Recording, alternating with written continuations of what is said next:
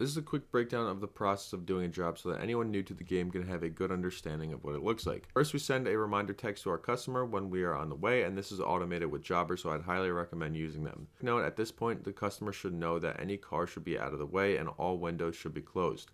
Once we get to the house, we let the customer know we're there.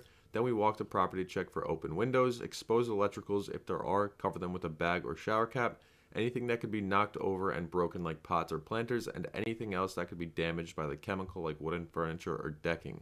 If there's furniture, move it, and if there's an unpainted wood deck, keep it very wet with water to avoid staining it when washing in that area. We also want to find our water source. Once everything is good to go and you got your machine set up, give all the plants in the area some fresh water to keep them from potentially dying. This doesn't happen often, but it's a good precautionary measure. Then start washing the house. Quick note when washing, make sure you hit all the fascias, gutters, window trims, and windows with a good coat of soap. Also make sure when you are washing the house that you do not let the soap dry on the windows or the siding. Keep it wet and rinse it before this happens. As you can see, the customer didn't move their car and they weren't home to move it out of the way for us, so we had to be extra careful when washing in this area. We made sure to spray away from it, and if we did get any soap on the car, we would rinse it immediately. When this happens, just take extra precaution around any vehicles. And of course, make sure you rinse everything very thoroughly at the end.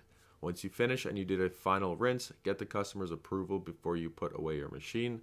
And once you get their approval, then of course ask them to leave a review, and if you can, put out a yard sign. If you moved anything on the property, put it back exactly where it was, pack up, and you're good to go.